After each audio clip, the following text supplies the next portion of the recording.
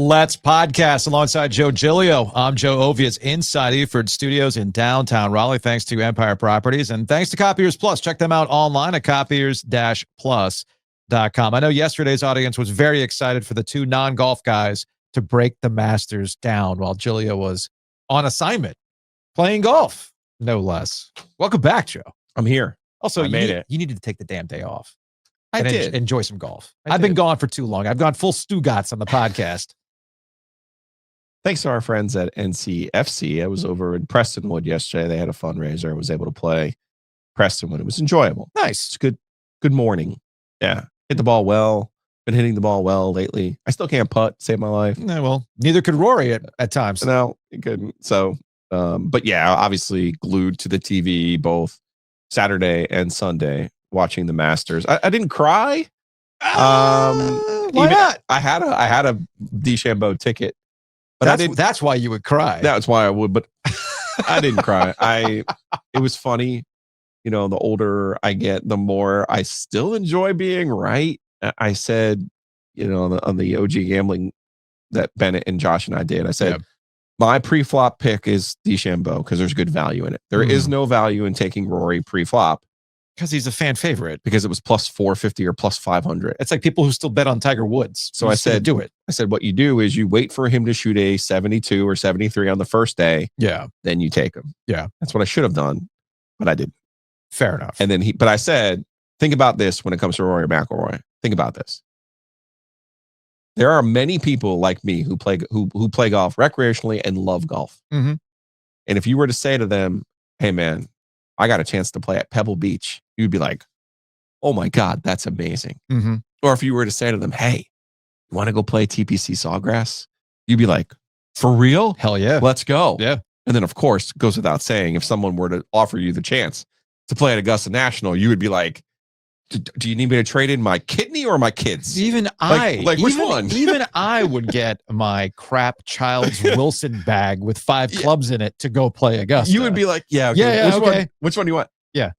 He won in a 10-week span at Pebble Beach, TPC Sawgrass, and Augusta National. Not just played them, but won at all 3 iconic venues. But he's having some kind of year. But the reason why this one hit differently, and even I recognize this, because like I explained yesterday, even Caleb was giving me shit because I had golf on. I enjoyed that part of the program. He does not like golf. So even when it's on, he's like, "What the hell are you doing?"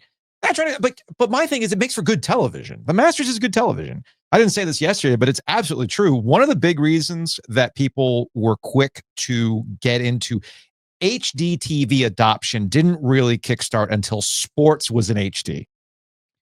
And one of the big selling points was being able to watch that course in those vibrant colors in HD.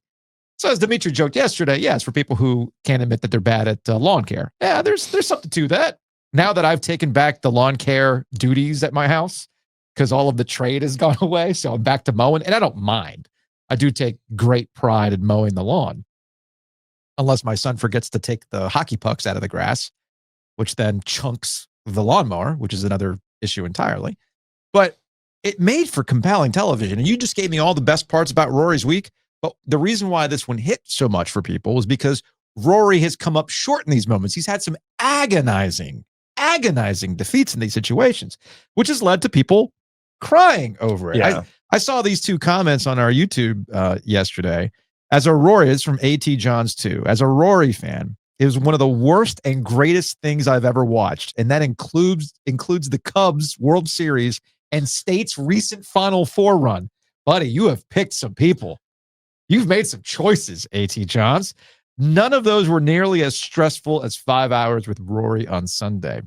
From Joseph on the YouTube comments, I cried twice because of Rory today. That was on Monday. Think about Rory McIlroy and the modern golf game and why he's the perfect modern golfer. Yeah. I want you to think about this. He is unbelievable off of the tee, right? He is just okay from 100 yards and in. He's just okay. Mm-hmm. He's actually below tour average. He's below tour average as a putter. Yeah. But when you play golf, what is the one thing you always remember? God, that drive on 7 was amazing, right? Or even the shot he hits on 14 around a tree, 240 yards. You're like, I can do that, right? But the one thing even this iconic golfer can't do is the one thing that wins you the most tournaments. 100 yards and in and putting. That's how pros win. Yeah. That's how Tiger Woods all of those years won. I don't know. The dude never missed golf. The dude never missed a par putt. But he got on and he made putts. He would scramble his brains out, right? The thing about Rory is he has this unbelievable talent, right? That no one can identify with. But he can because he's unbelievable off the tee. And you see the putt that he missed on the 72nd hole and you're like, yeah, that tracks. That's Rory. It's funny. He's going to miss those putts. And we've all missed those putts. I love to say, you want to see me double a hole? The fastest way for me to double a hole is to hit it right in the middle of the fairway because I will fuck it up every single time. So when everybody was freaking about on 18 and it gets into the bunker, even I, casual golf guy, was like, the bunker placement's not bad. Yeah. I trust that a professional golfer should be able to get it out of that bunker and onto the green. Pros welcome a bunker because they can spin it out of the bunker. The issue was he didn't get it close enough. And when I saw it wasn't that close, I went, watch this dude freaking miss it. To his credit, he rallied and ended up winning this thing. And one of my favorite memes since that, and where dudes have gotten emotional about this, I don't know, sometimes dudes are way too emotional to watch sports. I'm kidding. Was like, now when I compliment the girl in my life, it's going to be, you look like Rory's shot on 15, around the trees. I was like, hey, that's girl. Pretty good. That's pretty good. It's a good hip. Now, I trust that the guys in the YouTube comment section are real. Yeah. They're real. They're not bots. You sent this to me from a country station, 95.3 or 93.5 FM country. I don't know where they're based out of, which I'll double check on that in a second. I got to look that up. But you sent this to me, and the prompt is, anyone else end up in the doghouse because of the Masters this weekend? I mean, it was pretty emotional for Rory McIlroy. I kind of get it. And here is the call. I was so friggin' mad. Why? We got married 2 years ago, and he sees me in my wedding dress coming down. Right off the bat. Right off the bat. Now, I'm hearing this cold. You sent it to me. I had not screened this before you sent it to me, and I'm just playing it for the first time. Right off the bat, that's a fake call. A fake call. I love his acting though. Why? This is a staged call. For those who do not know this, and I know it's a fake call because it's not a sports talk station. This is a country station morning show, likely. Most of the time, when you hear stuff like this, they are staged calls. There is a service, multiple services actually, that have actors that will call in and do whatever bit read you what you want to read. Yeah, that is one of them. Anytime you hear one of these like dating things, oh yeah, they're all fake. Oh, we're gonna call. Let's see if we can get you a second chance, a second date. Sorry, not sorry. I'm giving away the game. Stop falling for the, oh my goodness, I can't believe that this woman, it's like all they're doing is they're just repurposing Am I the Asshole on Reddit. That's all they're doing. And it's a fake call. Anyway, this call continues. On the aisle, this man does not shed a tear. My dad gave this beautiful speech on our wedding day, and my dad is not a beautiful speech kind of man, and he gives this beautiful speech. Nothing. Yesterday, he's watching this golf tournament. Oh, no. And he cried when whatever his name is, when he won, he cried over a golf tournament. In his defense, it's kind of the golf tournament, and it was a special moment for Rory McIlroy, the guy that won. It's kind of... Oh, no, he explained all of that to me, too. Oh, okay. It doesn't matter. It is the maddest I've ever been. By the way, that's a country station out of Ontario. That's a fake fucking call. I loved it. I saw it and I'm like, I just remember the first time you ever explained that to me when we were at radio. And I was like, what? You're like, yeah, Joe, it's the theater of the mind. Theater of the mind, Joe, man. Theater. The tricks of the trade, Joe. Now, you know Don't be so stupid, Joe. You know what's always real, though? The OG Sports Phone. No fake calls on the OG Sports Phone. 919-444-2211. Call the OG Sports Phone and curse or don't. Just like the real stuff you can find at Nature's Relief. Oh, it's real, folks. And it's spectacular. So check them out. Nature's Relief Hempstore.com. RELEAF Hempstore. All right, this is from a 919. Hey, Kyle from Durham here. Calling about Masters and Augusta and the hype around it. My wife and I got free tickets to the Masters for Friday, and I'm a very, very, very casual golf guy. It's Disney World for adult men. It's Disney World for adult men. Everything is immaculate. Everything is amazing. All kinds of cool stuff. It felt like being at a theme park geared towards adult men instead of people in costumes or roller coasters. There's just golf to watch, and it's really nice. The pimento cheese sandwich was fine. The barbecue sandwich was excellent. The egg salad sandwich was great. The chicken salad sandwich was not very good. Overall, strong recommendation. I loved it. I had a great time. I am not a golfer. I'm not a golf fan, but I loved it. So, yeah, the hype around it is the same hype around Disney adults and going to, a really well-maintained, amusement park like Busch Gardens. Only instead of roller coasters, you got golf to watch. So it was a lot of fun. Strong recommendation for it. You want to do the Predator meme now that we Yeah. Disney adult. We finally found common ground. Disney adult and Augusta spectator. We finally did it. Bam, coming together. We got our Venn diagram. Look, my sister-in-law's father, they lived in just outside of the Augusta, Georgia. Okay. And they would rent their house out during the Masters. Easy way, just get the week, get some money, yada, yada, yada. But he would usually have access to the practice rounds. The problem was I had already been to the Final Four for Radio Row stuff, having come off of the ACC tournament coverage as well. So the last thing Kelly was going to let me do with young kids was, oh, by the way, hey, I know I was just at the Final Four and it's Caleb's birthday, but babe, I got practice tickets to the Masters for the practice rounds. Yeah, that wasn't going to play out. And then maybe she would call the country station in Ontario. And yes. We got married 2 years ago. Yeah. Yeah. And he didn't even cry. And he didn't cry once. Actually, that's not true. I did cry at my wedding. Yeah. So did you cry at your wedding? Yeah, of course. Okay. Rory was 22 when he won his first major. He won 4 in 4 years. The first 22 years old, 2011 when he won his first All major. the grays on the side of his hair. That was from 11 cracks at this thing for the career Grand Slam. He's 35 now. And a lot of them have gone this way, including in Pinehurst last summer. He should have won at Pinehurst last summer. Yeah. And Bryson DeChambeau was there to pick up the pieces. I got to tell you, man, just to give you a little radio PTSD, I spent Saturday at the Hurricanes game at 3:00.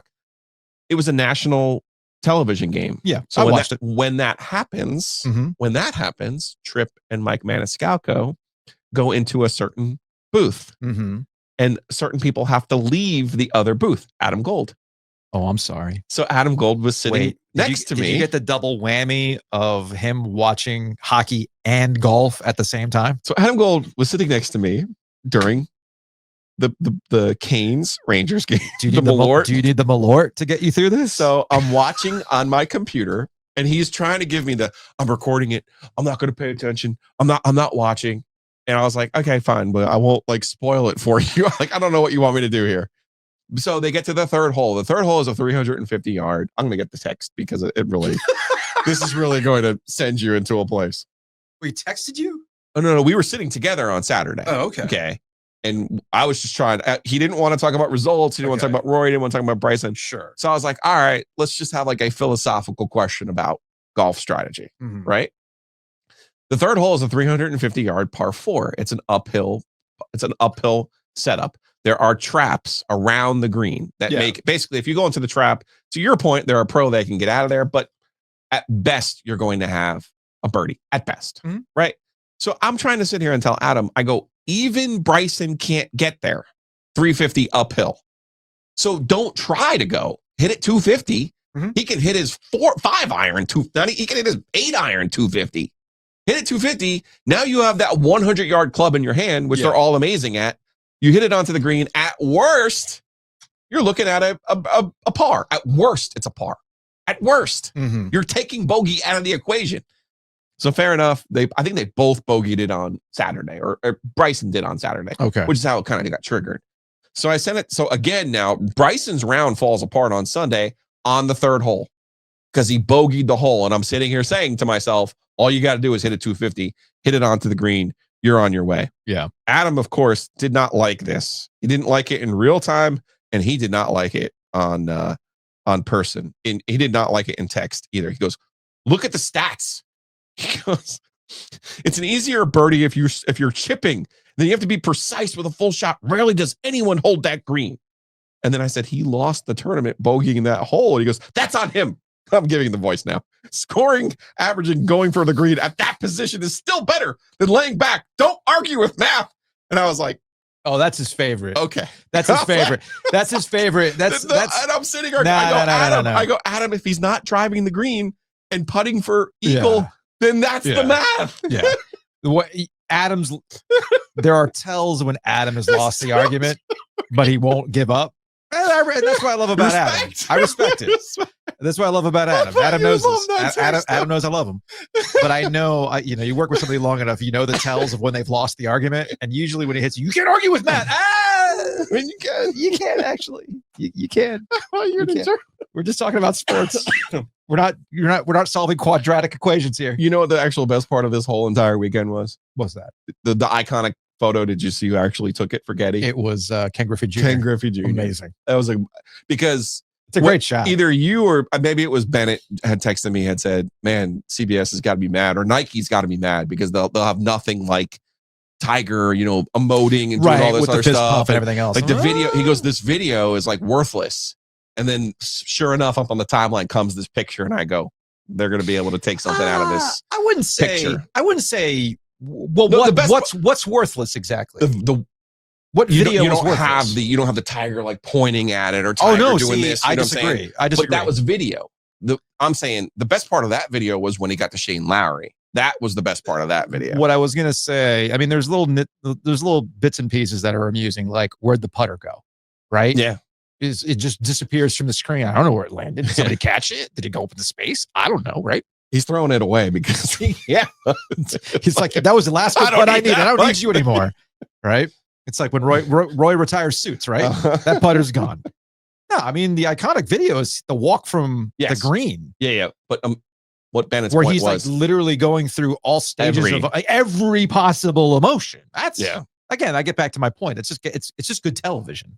Oh, the whole afternoon. The whole afternoon was amazing television. And he's up, you're feeling it. Then all of a sudden he's down, and you're like, You just hear the people scrambling. Who is this Ludwig Oberg? Why is he? What is he doing? It's like, well, some people blamed him on 18 because who was the guy who like completely sprayed it all over on 18? Oh, the sand. Yeah, I think it was Oberg. Was Oberg? Okay. Yeah. Okay. Anyway, we take real phone calls. If you have any takeaways from this. We don't do fake phone calls. Ontario country station showed up on my timeline though. That might be the win. Well, that's where they do it. Yeah, but the minute, like, even again, the tell was immediately with we got married 2 years ago. We got married 2 years ago. And I'm reading a script, and she is nailing the nagging wife tone. Right, that is very relatable. Somewhere, Steve, the life coach, is like, hell yes, put it in my veins. That's the way you do it. That's relatable. That's making people feel like they're connected to, right? It's all fake. Community.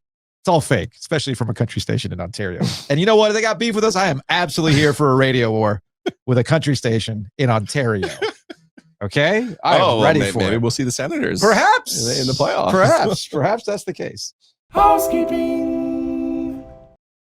And it's brought to you by Enovana. Check them out online at enovana.com. If you have mess inside your mansion or trash in your cabana, get it clean with Enovana. Joe, I got the text. They're on the way. It's Tuesday. It's a Tuesday. They let you know ahead of time. They're on the way. Speaking of letting you know things ahead of time, we've been telling you about Hockey Happy Hour tonight at Crank Arm. It's a free event. 5 o'clock is when things get going. You, me, Sarah Sivian at 5:30.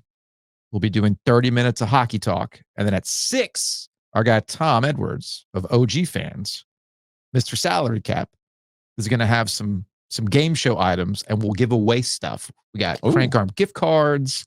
We got bourbon potentially. We got all sorts of good stuff. I'm in. Let's go. I mean, you said free. It's free. I like Tonight, that. Crank Arm. Crank Arm. I also like that. So we're going to be able to leave Crank Arm with our full memories intact. Tonight. That's up to you. Full faculties intact. That is up to you. It's not what happened at the Summer Jam. No, it was not. It was not. Now, speaking of things that are also free and coming up a little bit later on, we got the OG Birthday Bash coming up May 1st. It's Thursday. Also free. Very free. We were putting together all the stuff that we're going to have for the Birthday Bash. Do I need to put the popcorn Zamboni in the raffle? We could. Okay. I mean, unless you want to find a I did want to find the Whalers one for you, but no, well, we have to spend some time. We might just take a day off from podcasting so we could do some shelf installation on some things. But yeah, for the OG Birthday Bash, again, we're going to have a few things that are going to be available to you, including the debut of OG Light. Oh, the beer. The official podcast beer-flavored beer. Nice. We're going to have a keg of that. We're eventually going to put it in cans, but OG Light will make its debut at OG Birthday Bash number 2. We will also have a Happy and Hail gift card. We'll have Butcher's Market gift cards, 2 Roosters gift cards. See that Roback quarter zip you're rocking right now? I broke off one for the people. I'm excited about that. We got the Drunk Wolf shirts. I'm wearing mine right now. Yeah, I see that. Very excited about It's not that one. It's the one that's on the front. It's on the front. Yeah. You know me. I like my comfort colors. It's the charcoal one. That's just so that's a good one too. Excited. Speaking of color things, I got my comfort colors. Color Graphics is providing some goodies like the Outdoor Stadium Series banner that was in downtown Raleigh. Yes, that we gave one to Roy Cooper. Yep. So he has ours. So we got another one secured. Also, the NCAA tournament. It's a white one with like a blue. It kind of looks like the thing we have over there. It looks good.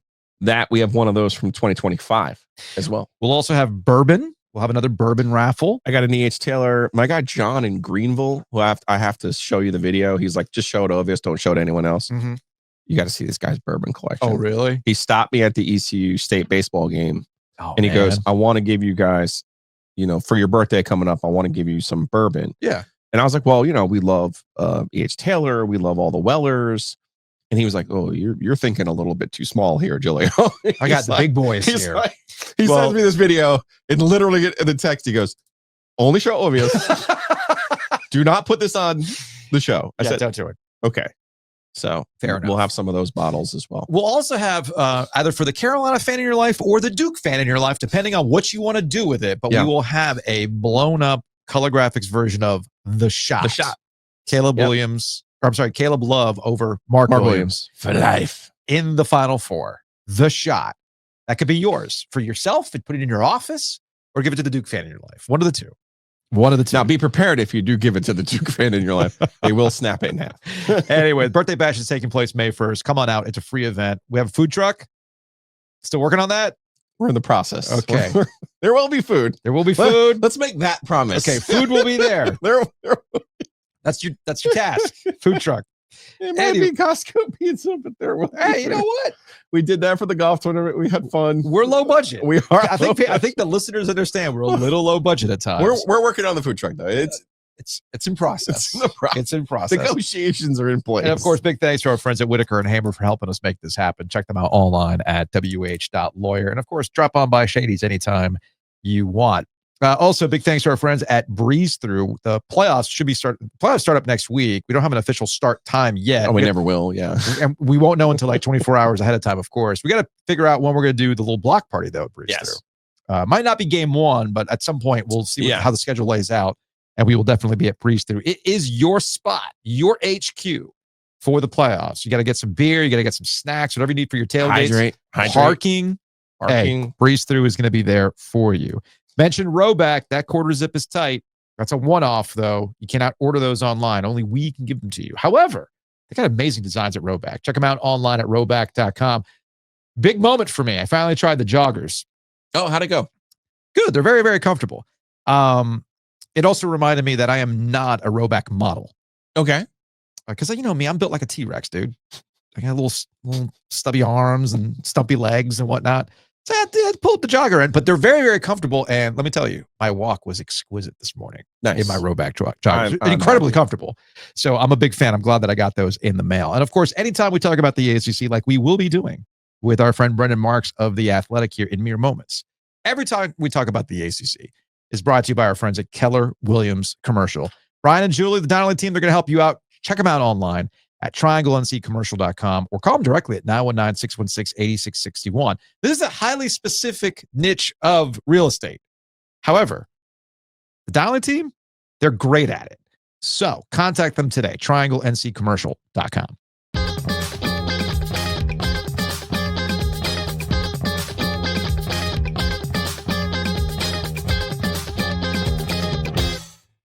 Joining us on the Heister Automotive Group hotline from The Athletic. We were talking about The Athletic earlier. It's Brendan Marks who covers National College Basketball, but we tap in for the triangle action with Brendan Marks. You don't have any extra FOIA information about Chapel Hill, do you?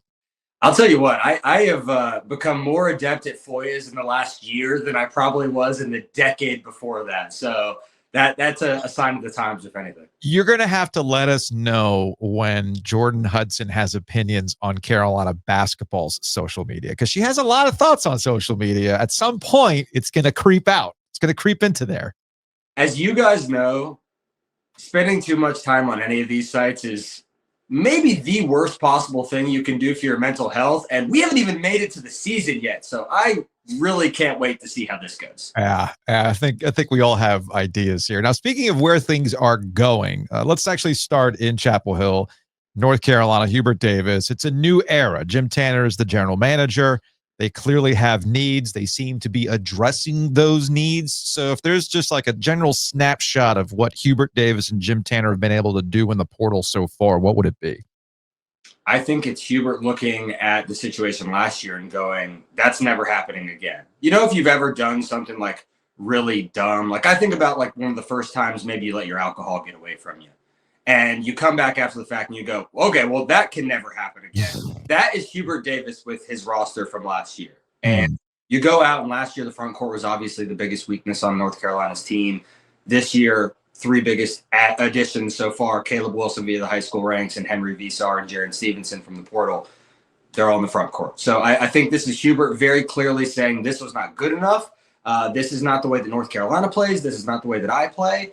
And they've been smart. Like, I don't know that any of the guys they've gotten have necessarily been a top 5 portal name or whatever. But as Duke showed last year, and a lot of teams have proven, you don't necessarily win with those guys. So I think it's been a clear strategy. I think they've added some nice pieces. I don't think the roster is done by any means. But clearly, Hubert Davis looked at last year and goes, I'm not ever playing that game again. It's funny you say top 5 guys in the portal. Like, what does that even mean? You know what I mean? Yeah. Like, think about what a smart bomb Hunter Dickinson was to the Kansas program. Absolutely. You would have been like, well, this is the best player in the portal. And then you add him, and guess what? What do you have to show for it? 1 total NCAA win, I think. Mm-hmm. Yeah, and Kansas did the same thing to a lesser extent with AJ Storr, who's now back in the portal. So I guess like the biggest thing that we've learned going into whatever this is, year 4 of the portal, is fit over name times 1,000. Yeah. But I don't know that fans understand that messaging quite yet. And so sure, you may get a scrappy point guard from Tulane who you've never heard for. Guess what? He ends up being the starting point guard in a Final Four team. So I think North Carolina's done a good job of, again, not necessarily chasing those guys. They're not going to be able to reset the market in terms of deals monetarily. So they have money to spend, but it's not like they can afford to just drop the biggest bag. I think they've been smart about adding pieces who clearly fit the style that Hubert Davis was not able to play last year that clearly he wants to next season. The most important thing I think in the portal is to not guess. So Evans from Colorado State made an impressive 44% of his threes last year. You're not guessing if that guy can shoot. Yeah. You know what I mean? And I get it. You could say the same thing about Tyson last year from Belmont, the numbers that he put up there. And that's where the fit comes in. That's where you got to see how these guys work together. How coachable are they? These are all things you can't figure out in a 2-year speed date, a 2-week speed date, or a 1-week speed date, you know? So I love that they're not guessing here. Yeah, Evans, that guy can shoot, you know, it's a distinct part. You know, I think one of the things Hubert's really failed at, and I think John really embraced this year, was having distinct parts. Mm-hmm. It can get you a long way, believe it or not. It's the oldest formula. It can get you the longest way. It really can. I mean, the role definition at North Carolina last year, I mean, you can talk about the size, you can talk about the defense. It was the role definition. Yeah. That's the same thing that Duke struggled with 2 years ago, that Filipowski, Jared McCain team. Mm-hmm. And so, again, like this year, do all of the parts that they have committed so far, do they round out the entire puzzle? No. But very clearly you can see, okay, Visar is our 5. We're bringing in Evans to be our shooting, tie everything together point guard. Caleb Wilson is going to be a 4. Jaron Stevenson is going to be a 4-3. Seth Trimble's going to be our athletic wing defender. Like, these pieces are starting to fit together really nicely. Again, the picture's not done. You know, to me, what ends up happening with Drake Powell is the biggest determination on whether or not this is a top 10 preseason team versus a top 25 preseason team. But I do think that, again, the role definition was a disaster last year, and already it's night and day better. Like you said. Yeah, it's funny. We talked Do about. they even want to be a top 10 preseason No, team? you don't want that. Hasn't worked out so great recently. I don't think it matters. I really don't think it matters at this point. No offense to our friends at the AP, but those types of preseason things, your usual suspects are going to be there. Maybe there are some old head Carolina people that expect to be in that, but I think maybe the last couple of years they just want consistency rather than preseason hype at this point. We haven't been together in however long, and he wants to push a button right there. Brendan, did you hear that? What's that? Right there. Consistency button. Yeah. Sorry. I mean, Slam. No, sorry. Push it early. I was going to say that's what your brain is. My brain is we keep talking about the pieces fit, and all I keep thinking about is Tool's song "Schism," where he just keeps going, "I got to make the pieces fit," and everything else. But that's where my brain goes. My brain also goes to money being spent, right? So I know all these things are kind of fluid, and there's all sorts of on-3, rankings of who's doing what. What is the UNC budget? And does it have to match that of, say, what Duke is spending? Because there seems to be some you got to spend the money in order to make this work or look like you're playing this part or whatever it is. But if we're valuing fit over anything else, maybe you don't have to overspend. So what exactly is Carolina's budget right now into this offseason? Yeah, so the money thing is fascinating to me because obviously the numbers are changing and real time. So last year, for example, to give you guys some context, I would say that the market floor for a roster that expected to be competitive, that expected to be, maybe not you're making the tournament, but you're expecting to be in that mix. The floor was spending $3 million on your roster, okay? And the maximum last year was in the 6 to 7 point range. So that's where you're talking about the Louisvilles, the Indianas, the Arkansas, the Baylors, some of the biggest spenders in the sport. Kentucky. To a lesser extent, but yes. Then this year, those numbers have grown. So now the new floor is about 5, which is where I would argue that most teams that made deep tournament runs were last year. The market floor now is 5. You're going to see a lot of schools who were in that 5 range last year who are now in that 7 range. And as I'm sure you guys have seen, there are going to be schools who spend 10 or more on their this year. That is not going to be North Carolina. North Carolina is going to be in that competitive range, in that 7 to 8 range, which is fine. That's where you need to be. Basically, what we've learned is being the highest spender of those schools I just mentioned who are the highest spenders, it does not guarantee you NCAA tournament success. No. In fact, it doesn't even guarantee you NCAA tournament inclusion. You look at Indiana, you look at Kansas State, like, what do you guys have to show for it? The only Sweet 16 team this year who I would guess was amongst the 5 highest spenders last year was Arkansas. And it took them going from being a 10 seed and making what a lot of people considered a run. You upset St. John's. Duke had the highest payroll in the country. We just don't know what it was. Cooper Flag is a difference. We just don't know what it was. There's a difference between guaranteed payments and what you're making in legitimate advertising. Oh, sure. What I'm talking about is guaranteed payments. So what Cooper made in legitimate advertisements, probably pushes Duke there, but they're not responsible for that. That's money that's coming to him. Yeah. The reason I say all of this is because North Carolina is firmly in the mix. They are not at the top of the market. They are not going to be at the top of the market. All of those schools in the Big East who don't have to spend money in the house settlement on football, a lot of schools in the A10 who don't have to spend that money on football, they are the ones who are going to be closer to the top of the market. Yeah. I would not be surprised if there are A10 schools this season spending more on their men's basketball teams than ACC bottom of the barrel schools. Seriously. No, that wouldn't surprise me either. So I think for North Carolina, you're in that mix. You have enough money. You don't have the most money. And so for the first time, really, like it's a test of, okay, you're not getting a Carolina discount. People are not taking less money to come to your school. How do you actually allocate the resources you have most wisely? And North Carolina did not do that this year. I think they've already done a much better job of that this offseason. The retention game is the one that's interesting with them. Seth Trimble is not a cheap player. Drake Powell, if he returns, is not going to be a cheap player. Caleb Wilson, again, not a portal guy, but a high school recruit, is not a cheap player. So how do you round out the margins around some of these big totem items you have? I think they've done a good job so far, but how much is left to fill it out is the question. Well, I guess that also gets to the Ian Jackson part of the conversation. I understood Elliot Cadeau. 2 years here, the development wasn't where anybody really wanted it. And look, man, love you, mean it didn't work out. Have fun at Michigan, right?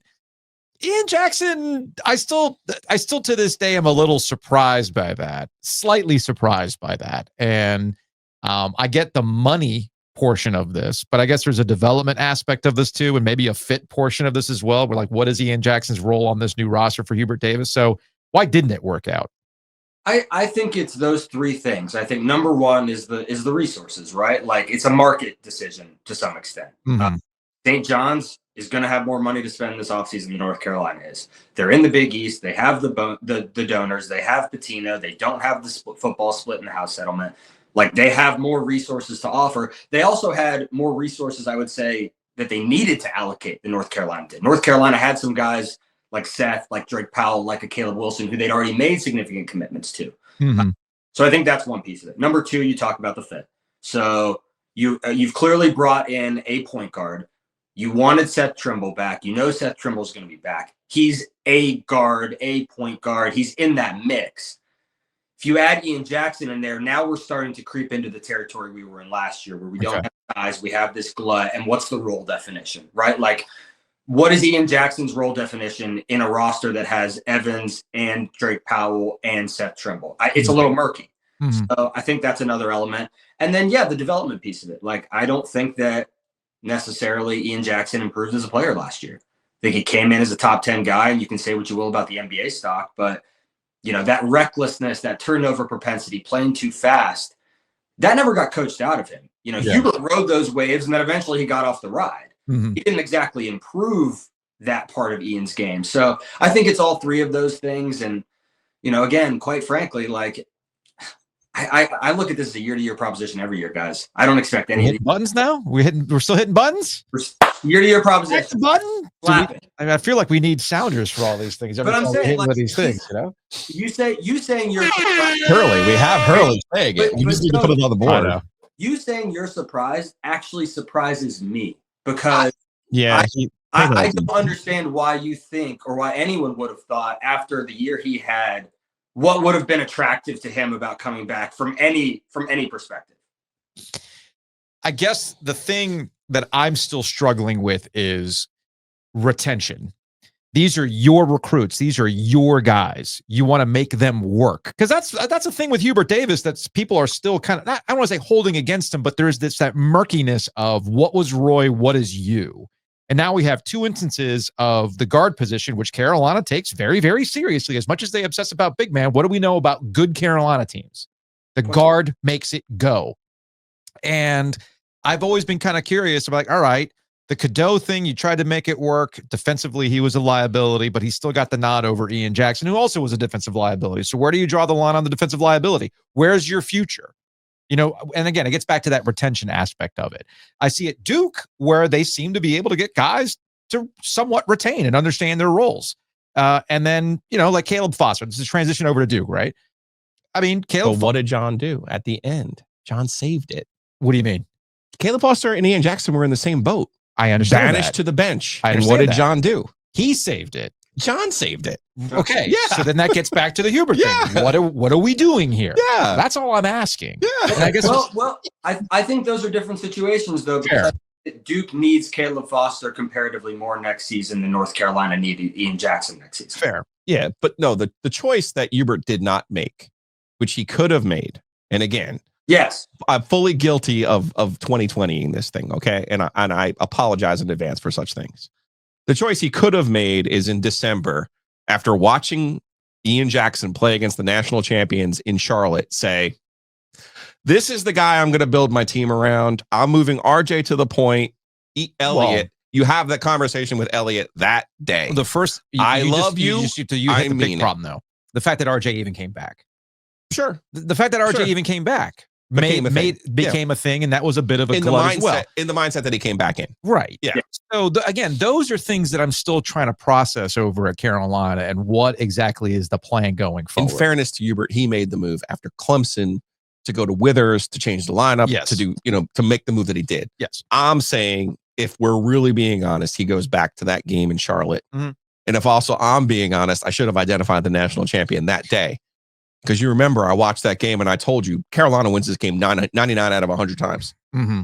You know what I mean? Yeah. Like, how many times have the three of us gone to Cameron Indoor Stadium hundreds of times between the three of us. Mm-hmm. And we can all count on one hand how many times we left there going, there's a Final Four team.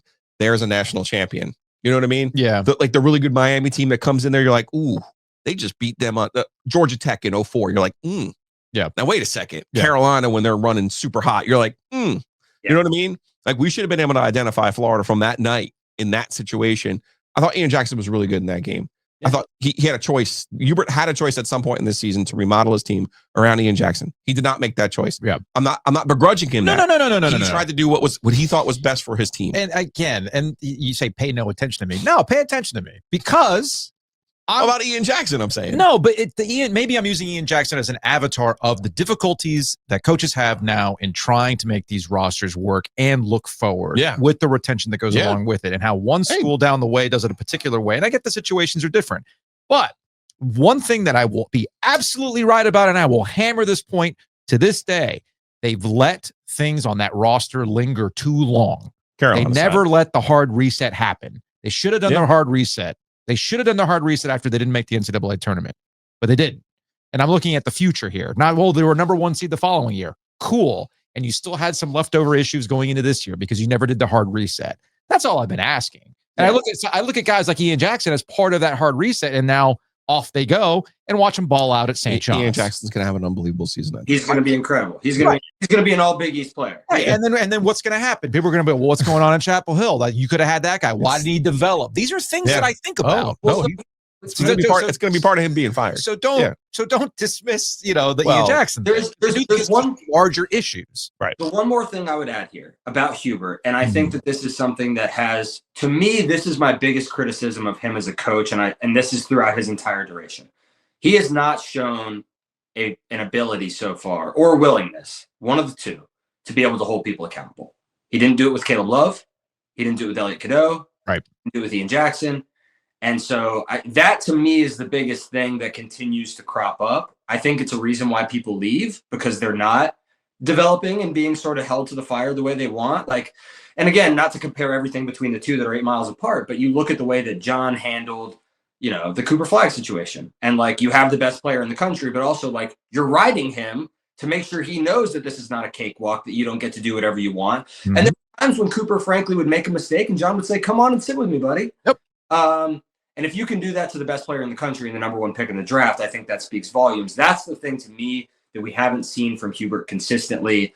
And it's been with the guards, and maybe that's something about him and the position he played. I don't know.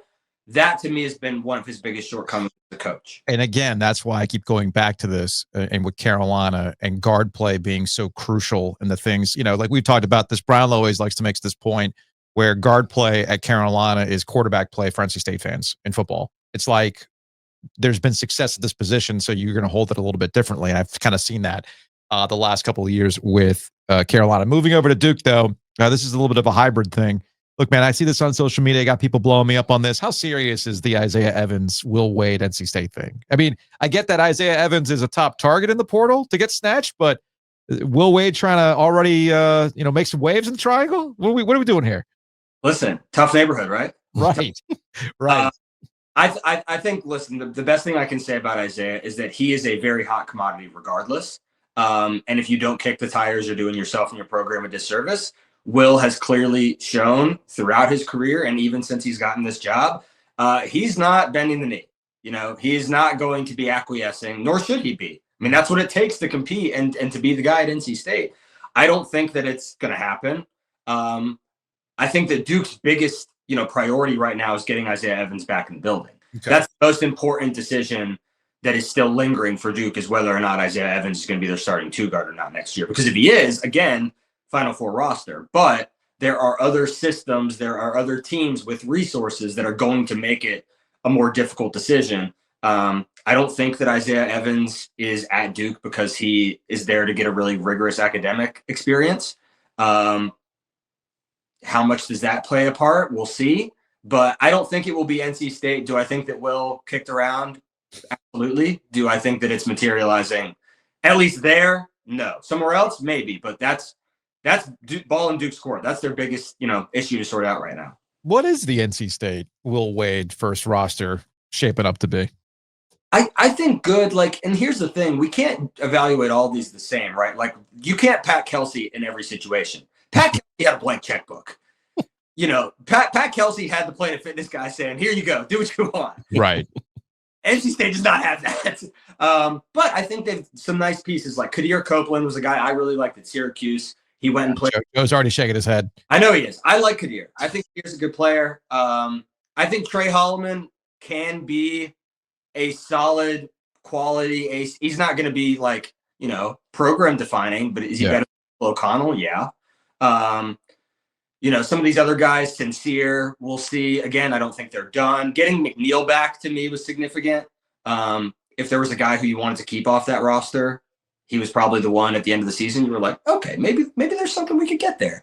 Wade is going to be able to coach him up offensively. I don't think they're going to be this juggernaut. I don't think they're going to be Pat Kelsey where they're ranked in the top 15 next season. But do I think that they can be competitive and compete for a top 4 seed in the ACC and maybe be on the NCAA tournament bubble? Absolutely. Again, it remains to be seen what they're going to do. But NC State fans have got to be along for the ride. They can't be expecting Pat Kelsey year one. But Will Wade is going. No. Oh boy. No, Brendan. No, Brendan. Boy, you're gonna get us into some serious conversations here. No, Brendan. It is a Pat Kelsey turnaround because you guys, you can't do a Pat Kelsey turnaround without Pat Kelsey money.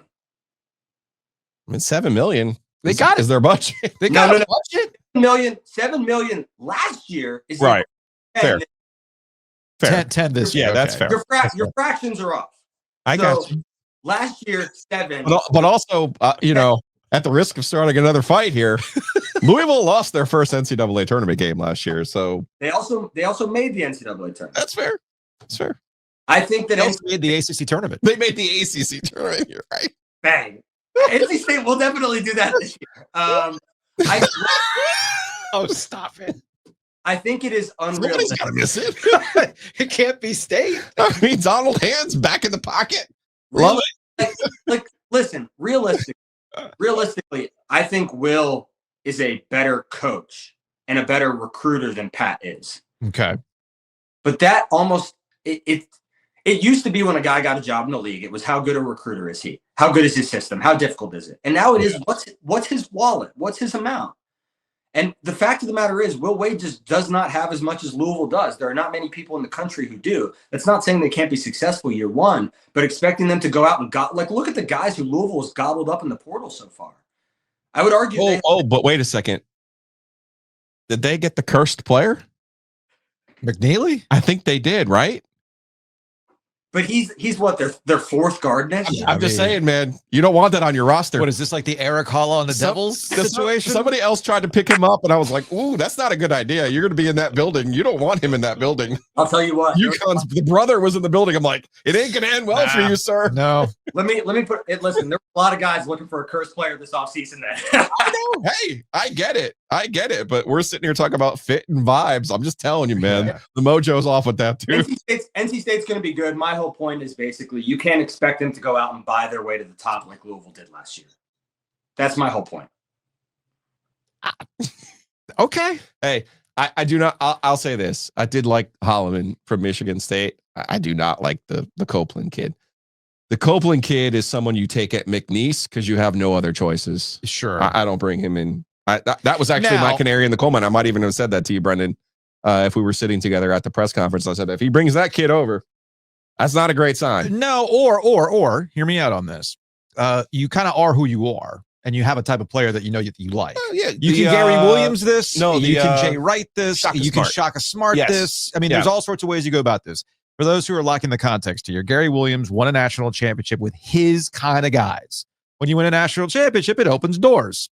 And then you get guys that have other headaches that come along with it. And then we saw what happened. Jay Wright has been open about this at Villanova. He had to reset once he won a championship. He thought he opened the doors and like, no, not my guys. I don't want them. I don't want them. Shaka Smart has a particular Failed at guy you Texas. can get at VCU. Yeah. You can get a particular guy at Marquette, but not Texas opens the doors. Hated it. So there could be a little Will Wade element there about, you might not, say that's a McNeese State guy, but you know what? As we're finding out, McNeese State guys get to the tournament. So Won a game, beat Clemson. There you go. More than Louisville, right? Defense, the ACC tournament. Defensively, I think Kadir, like what Wade is going to do defensively, I think is, like he helps in that respect. Like it's gonna take some adjustment in that sense. I think he helps. Yeah. I liked him at Syracuse, actually. You disagree? I've been wrong. No, it's the attitude. It's not as a player. You're being like an adult right now and judging him as a player. Right. I'm judging the attitude. I have never seen someone talk as much shit as he did in that game when Syracuse was here. He has like 12. He had like 12 career 3-pointers. He had 4 in that game, I think. And he was talking more shit. And I'm just sitting there going, who is this guy? And why is he talking shit to everyone in the building? Like I was flummoxed. It's a mindset. Yeah.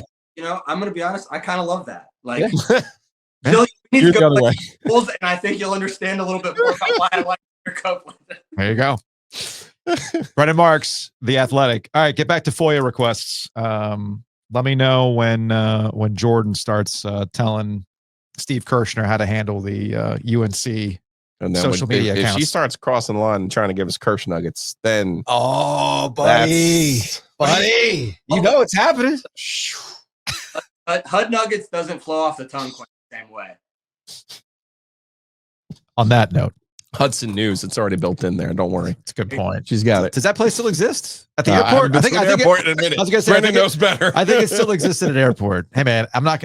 Where else are you going to get a 2-month-old edition of GQ to read on the plane? Come on now.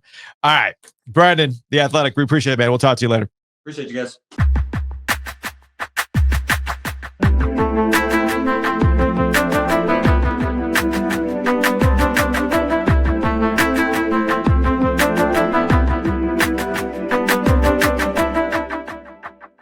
Sorry, you weren't here yesterday for the sultry phone and the smoke. That's amazing.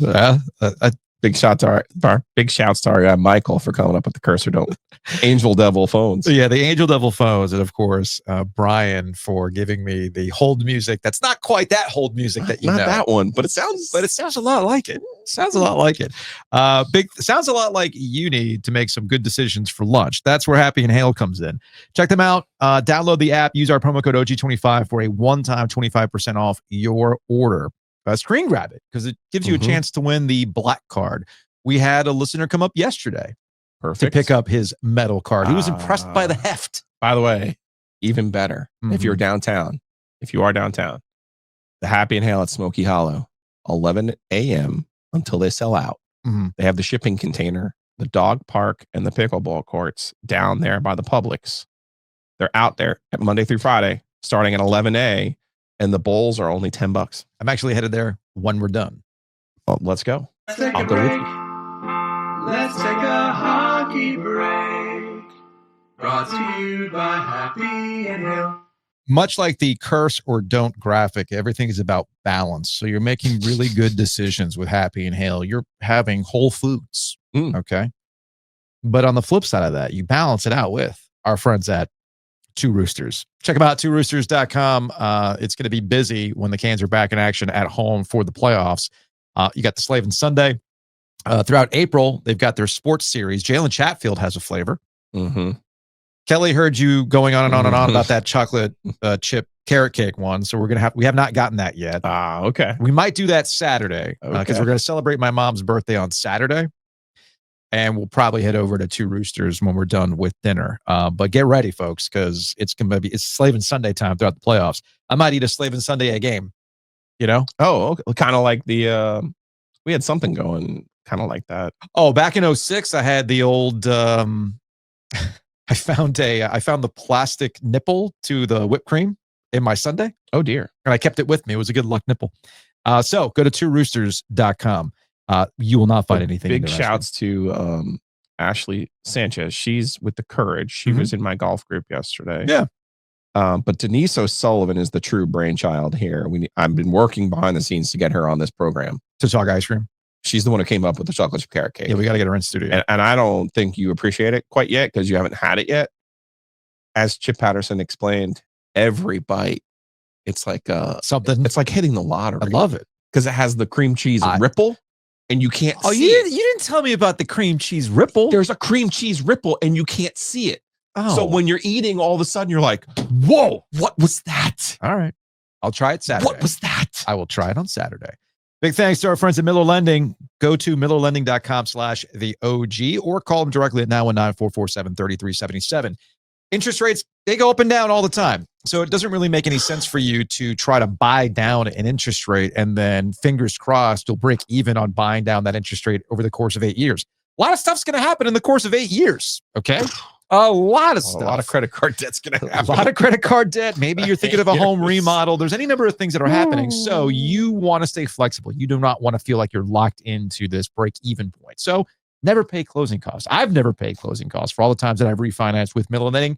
You should do the same thing. And as an incentive for our listeners, you go to millerlending.com/theog, take that thing to close, and there's a Raleigh Wine Shop gift basket for you. So again, millerlending.com/theog, or give them a call directly at 919-447-3377. I'd also add, much like Matt Davis at State Farm, call and have the conversation. Because they're, if your rate is where super low and they're sitting there they'll tell you what you should do and what you shouldn't do. Yes. For real. They're not going to just be like, oh, no, come on. Let's do this. Like we're working through some options right now because I'm trying to get rid of my credit card debt. And Austin straight up told me, he goes, I can't sleep if I let you get out of the number that you have. He goes, there's some other ways that we can make this work. Yeah. And he goes, but let's have a conversation about what's best for you, not what's best for Miller Lending. And I appreciate that. I really do. I've been straight up told in years past, no, you can't. Yeah. Talk to me in 6 months. Yeah. But straight up, no. So that's customer service. That's looking out for you. That's Miller Lending. Speaking of looking out for you, you mentioned Matt Davis. Get that conversation going. You can save money on your home and auto. InsureGarner.com, 919-779-8277. Matt Davis at State Farm.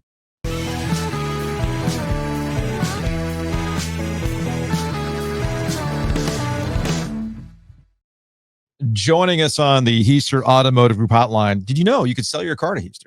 I did know that, and you can buy cars from there as well. I did. Even get your car inspected. Like I did that. I bought the Honda Civic of Caleb's dreams because it's a good starter car. It's a good starter car for him. And joining us on the Heister Automotive Group hotline is Roger Gore. He is an ALS warrior, a pickleball pro, and we are here to talk about raising money. We're here to talk about raising money for ALS research. I know, on my side, Kelly's uncle had ALS. I know locally, we talk about with NC State in baseball and Chris Combs with ECU. We have LeClaire, obviously.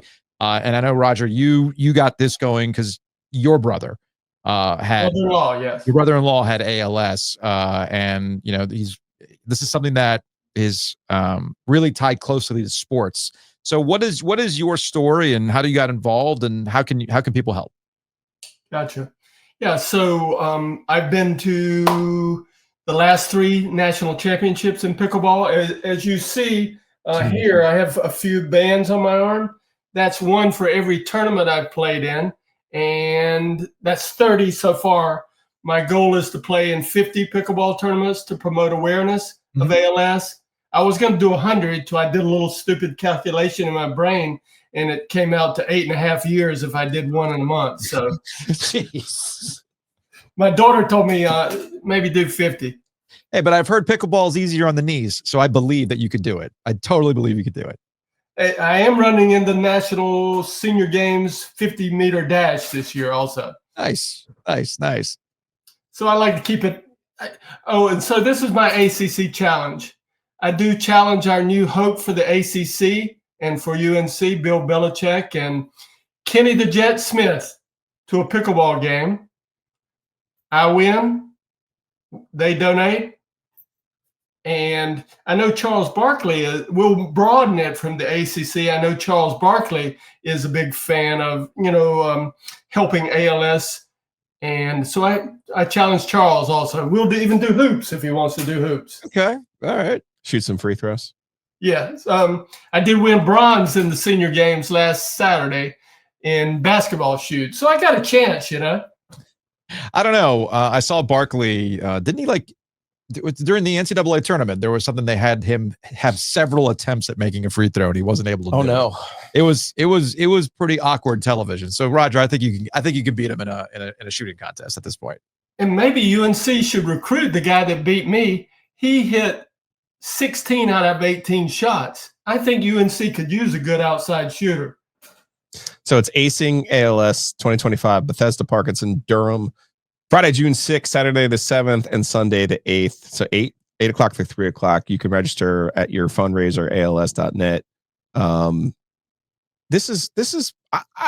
went to the Strikeout ALS game in Greenville last week. So, on one side you had Keith LeClaire, on the other side, Chris Combs, but also, closer to home for me, Jonathan Lucas, Jackson's dad, and passed away a year ago, and my age. Chris Combs also my age, and it's just, you look at this and you realize just what a horrible, you really become a prisoner of your own body, Mm-hmm. and things I've learned from Chris were just the amount of money and research that goes into ALS. It just pales in comparison. That doesn't mean that we don't pay attention to cancer or anything else, but this is really something that does need attention. So I applaud what you're doing, Roger. And you've already, your goal is 25,000, right? Correct. We're halfway there, almost. Halfway there. Okay. Mm-hmm. I mean, for a guy, you're in Cary. Where do you live, Roger? I live in Cary. Mm-hmm. You're in Cary. You're over here. You're playing pick. This is the guy picking up the starfish and throwing them back into the ocean. You know what I mean? I salute you. So make sure people know how to help you, and the best way to help you, because please just come play. Tell somebody else about it. Promote it somehow. Donate any amount. I invite both of you as special guests if you would like to play or be there. And also, just one other thing that's a big sports thing coming up on May 3rd. I got connected with the town of Wendell, and they're doing North Carolina Sports Con for convention, North Carolina Sports Convention on May 3rd in Wendell. Our second best ever UNC shooter, Phil Ford, is going to be there signing autographs and a lot of other stars, some NC State stars. Please, we'll be doing a little pickleball exhibition there also. So if you're watching on YouTube, I put the website up. For those who are not watching on YouTube, it's fundraise.als.net/acing ALS triangle. So this event's going to start on June 6th, the 6th through the 8th at Bethesda Park in Durham. So just head to the website. There's a way to donate. If you're watching on YouTube, you see the little heart at the top of the screen. It says donate straight up. And that's the easiest way to do it. But obviously, Roger, you want people out there with pickleball because pickleball is a thing that once you start doing it, it's almost like you become an evangelical, like you're evangelical about pickleball. I've noticed this about pickleball people, man. You cannot stop talking about pickleball. You're exactly right. I've never had crack, but I call it good crack. Well, I don't know if James will want to be on my team, Roger, but Kent Blums, the basketball coach at Gardner, we've teamed up before in the summer to take on James and his friends in pickleball. So save me a spot. I'll make sure we get in there and we play. And I bet you James Yeah. Hey, there is one rant I think you guys maybe not haven't touched on enough. Okay. I know you talked about Duke and Houston, overwhelming them at the last second with such great coaching and play. Mm-hmm. What do you think it's theoretically possible that Houston could play this way they did in the second half of the next game? Oh, after the way that they played? No, I never would have saw that coming. Yeah. I had them in my pool. I was the only person that picked Houston. I sit there the whole game and think I got it made. See, that's why you stick with fundraising and fighting ALS, because gambling, Roger. Yeah, you're gonna Trust drive me yourself on insane, this man. one. You're gonna drive yourself insane. That's why I don't do it. There's no logic. That's why But I I don't. am calling for a full investigation on the second half of that game.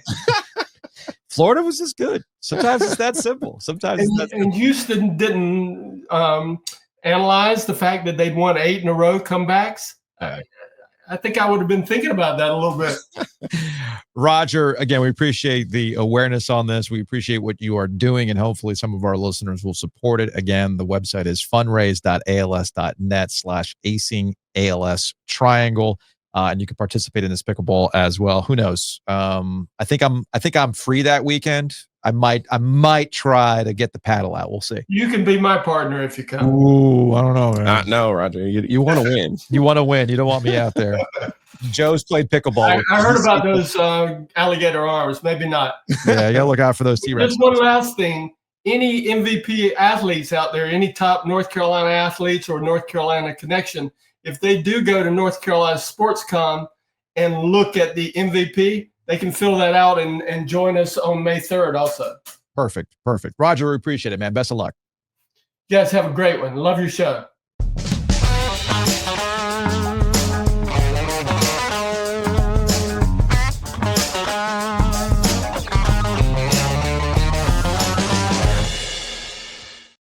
Big thanks to the Butcher's Market. Check them out online, thebutchersmarkets.com. It's Tuesday, Joe. Taco Tuesday, that's played out. Although you can get stuff to make Taco Tuesday at your house. Oh, no. It's Temptation Tuesday at the Butcher's Market. Temptation Tuesday, that includes $2 off your chicken bake entree, $2 off your broccoli salad. That broccoli salad looks amazing, by the way. Green bean almondine, $2 off. Buy one, get one when you buy ground beef, 85% and 92%. Also, chicken thighs are buy one, get one. So a lot of different options for you, a lot of different meal options. The Butcher's Market, home base for us, Lake Boone Trail. Go check them out. April is Tuesday's Temptations. Go over. Also, if you can still do Easter. They have spiral ham, prime rib, or leg of lamb. So you can still do that. You might want to put a little scooch into that order, though. Yeah, get on top of that. You might be taking advantage of all this buy one, get one. You might need space for it, like a new fridge. But where do you put that new fridge? You know, is your garage, can it handle that? No. You need a new house. Therefore, you got to go to Hometown Realty. Check them out, myhtr.com. Sometimes it's that simple, man. It's a small domino. Like, where do I keep all my hot dogs? I know. I need a new house. Gotta eat them all. I gotta eat them all. I did, with the new chest freezer. I'm proud of myself. So here we go. You got to size up in the row back. Go to myhtr.com. Choices were made. This is fair. Speaking of choices, you have a choice in how you can buy and sell your home. Make the right choice. Work with a local company. Don't take these guaranteed cash offers from some out-of-market dude. Go to myhtr.com and you can buy and sell with confidence. And let's say you've got that house, you're really happy with it. You got a space with a really awesome fire pit area or an awesome patio. You don't want mosquitoes ruining it. So go to bugsbite.com. Right now is the time to get those mosquito treatments. Get ahead of the mosquitoes. Things are warming up. We've had a lot of rain. This is prime mosquito time. Unless you contact our friends at bugsbite.com. Plus, it's April. So it's $29 right now for your first mosquito control service. That's right, $29. And I know what you're thinking. Joe, Hayes Lancaster is the OG. I've been with Hayes for the last 2 years. Yeah, that's awesome. And I agree with you. But if you mention this ad, you can still get that $29 service. So reach out to them at bugsbite.com.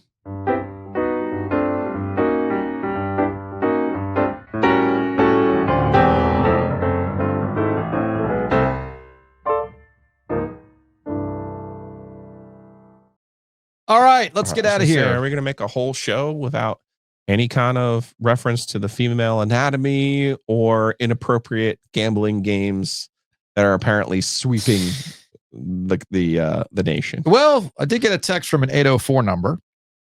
Serious question. Will the sperm racing include a hard or soft launch from the starting line? I listened to that, and at first I was thinking to myself, first, let me answer the question first. Okay. I would imagine to keep things on the level, it would have to be a hard start because everybody runs their own race from the soft. And that's when we could also get into some performance enhancing situations. Yeah, you don't need that. You don't need that. It could be a visual performance enhancer for all we know. Maybe your mind doesn't work the same way. Although maybe from the soft perspective, that is actually a situation. What's your mental game, right? Like what's going to get you in that spot without any visual aids? Now you were saying this was like to raise awareness. It's like male fertility. It's fertility. It's the big, I haven't looked too deep into it, so I don't want to comment on, I was more focused on the fact that people are probably going to bet on two little sperms racing around a track. That's what I was focused on. I don't know. It feels like, is there anything people won't bet on? This would answer the question definitively. Well, no. If this see, I think they're 5 years too late. 5 years too late. Put yourself back on April 15th, 2020. Oh, you don't think we'd be breaking down sperm races? Yes, we would be. That's a great call. Hell, I'd participate. I'd see how fast my little guys would go. Although, actually, no, I take that back. They wouldn't work. It wouldn't work in 2020. I got to vasectomy. I would have to do it earlier. My bad boys. I'm shooting blanks. You're right. This would have been something. But it's all sawdust down there. Missed our time. We really did miss our time. But to keep things, maybe there's two divisions. There's the how do you get ramped up to that point to start the race, and then there's the hard start. So those are questions. I don't think they really thought this through. Probably not. Probably not. You enjoyed that yesterday? I did. Okay, this is from a 252. From the Daily Mail. From a 252. Speaking of the Ted Cruz curse, catching up on Monday's pod, he showed up with Trump, Rubio, and others to a UFC fight last weekend, and the one Trump MAGA fighter on the card got put to sleep. The curse is real. See, the Ted Cruz curse is real. And as I pointed out yesterday, that man has Cuban blood, and he is not superstitious enough to get rid of this stuff. Because if he wanted somebody to win, he wouldn't show up.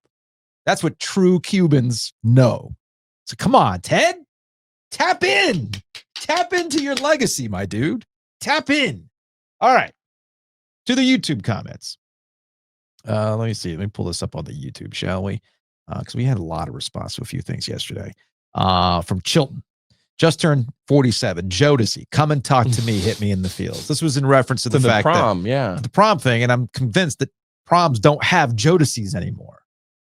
And this kind of might explain some things. There's some I was thinking of this because I was listening to the podcast. There are some country songs that I would suggest that they slow dance to. They slow dance to this country songs? Yeah, there's a bunch of Morgan Wallen songs that they could play. There's the excuse me. Okay. You look like you love me.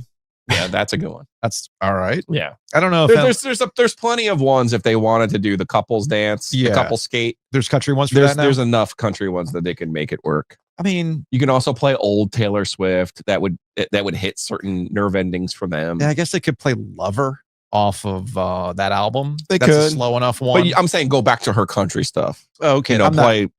Our song is the, Slam and Scream Door. Oh, sure. Sneaking out late when you're on the window. Tyler Childers. I'm all yourn. Yeah, I was going to say, he's at Walnut Creek tonight. I could see that playing in that. I would love to go to that show, but gosh, did you see the resale? Well, I was supposed to. I was going to work. I was going to work the show because I probably could have. Still both. I mean, if I worked the show, I could have made like all. My expectation would be I would have made all of Enlo's band payments off of one show. Yeah, from the beer I think it's going to be a really great show. I would have liked you to give me the report too, because he doesn't play certain songs anymore. Right. Because they're from his drug phase. Yeah. He's evolved, man. Yeah. Makes total sense. From Randy, really disliked the fill-in co-host, Dimitri. Just shut it down or go solo if Hayes isn't available. The guy's insufferable. Dimitri responded, "Oh man, his own thing, man. My only goal today was to impress you." And finally, I enjoy Dimitri. Yeah, Dimitri. That was a slam on Chip and James. I know, jeez.